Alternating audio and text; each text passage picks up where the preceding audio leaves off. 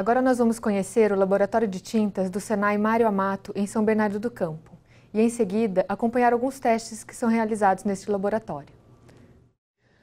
Bem-vindos ao Laboratório de Tintas do Senai Mário Amato. Atualmente, esse laboratório é o único credenciado a fazer os testes que caracterizam e classificam as tintas, esmaltes, vernizes e massas de recobrimento. O laboratório é acreditado pelo Inmetro, garantindo a qualidade dos ensaios. Nós vamos acompanhar a determinação de resistência à abrasão úmida, também conhecida como lavabilidade. Como falou a Gisele, temos testes diferentes para cada qualidade de tinta. A norma NBR 15078 diz respeito à determinação de resistência à abrasão úmida sem pasta abrasiva, ou seja, aplicável às tintas econômicas.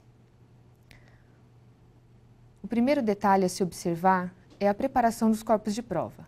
As placas de PVC devem ser limpas em ambos os lados com um pano embebido em álcool para eliminar qualquer impureza que possa interferir na formação do filme. A placa é fixada com fita adesiva sobre o vidro.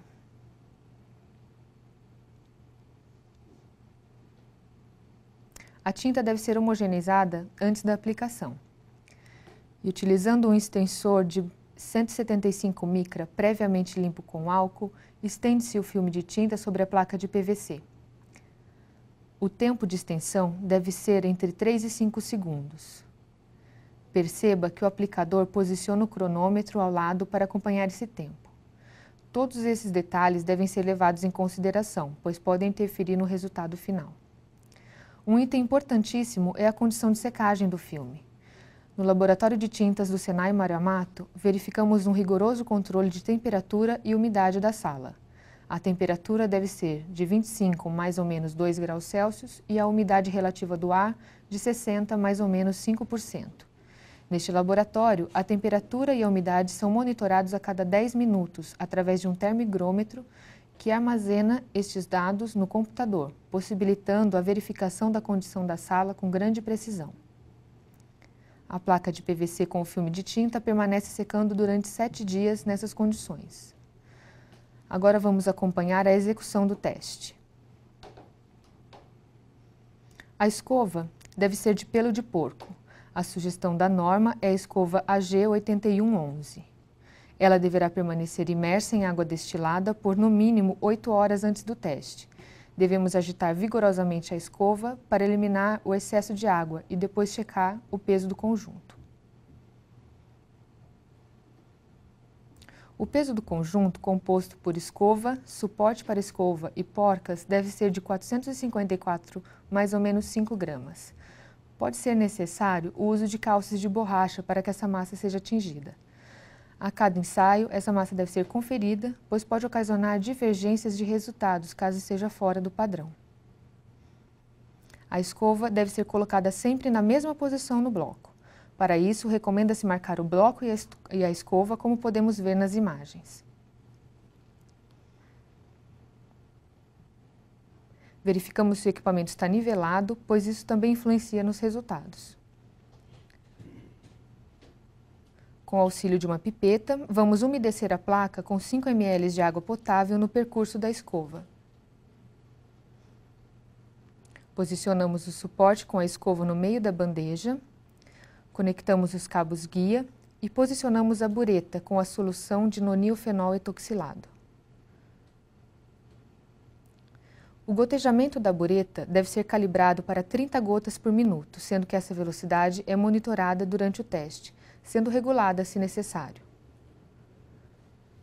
A bureta deve ser posicionada de forma que evite que muitas gotas caiam no meio do carro da escova.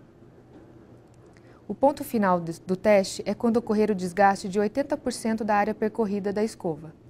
Isso equivale a cerca de 30 centímetros de comprimento e o uso de uma régua facilita essa determinação.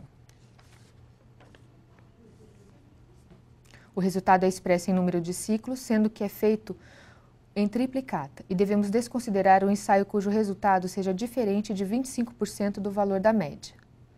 Algumas observações importantes. A escova deve ser substituída quando suas cerdas estiverem em altura menor de 16 milímetros. Uma escova nova deve ser nivelada antes de ser usada nos testes. Esse nivelamento é feito no próprio equipamento de abrasão, movimentando a escova sobre uma lixa de óxido de alumínio ou sobre uma placa de esmeril. São necessários cerca de 1.000 a 5.000 ciclos para nivelar a escova. Não vamos nos esquecer que todos os equipamentos devem ser calibrados. A máquina de abrasão deve operar a 37 ciclos por minuto, o extensor deve ser calibrado periodicamente, assim como o cronômetro. Para as tintas Standard e Premium, a norma é a NBR 14940. A preparação dos copos de prova é feita da mesma forma que nos testes sem pasta abrasiva. A diferença começa com a escova, que neste caso é de nylon. A sugestão é a G8112. O peso do conjunto escova, suporte para escova e porcas também é de 454 mais ou menos 5 gramas, utilizando contrapeso se necessário. A escova também deve permanecer imersa em água destilada por 8 horas antes do teste e em seguida ser agitada vigorosamente para retirar o excesso de água antes de iniciar o processo. Neste teste é colocada uma fita para o ressalto no meio da placa no sentido transversal e em seguida colocado o corpo de prova sobre a placa de vidro. Posicionamos o conjunto na bandeja e fixamos com o grampo. A formulação da pasta abrasiva encontra-se no anexo A da norma. Vamos homogeneizar a pasta e espalhar 10 gramas sobre a escova de maneira uniforme. Posicionamos a escova atentando para a posição indicada pelas fitas e conectamos os cabos guia. Umedecemos a placa com 5 ml de água no percurso da escova, com auxílio de uma pipeta. Zeramos o marcador e acionamos o equipamento. O ensaio será finalizado quando houver um desgaste na forma de uma linha contínua na película sobre o ressalto. Caso o filme resista a mais 400 ciclos, devemos colocar mais 10 gramas de pasta na escova, sendo que não é necessário lavá-la, e umedecer com mais 5 ml de água no percurso da escova. Importante que a escova e o suporte estejam sempre na mesma posição da parada da máquina. Este ensaio também é feito em triplicata, o resultado é expresso em número de ciclos e, assim como no teste de abrasão sem pasta abrasiva, devemos desconsiderar o ensaio cujo resultado seja diferente de 25% do valor da média.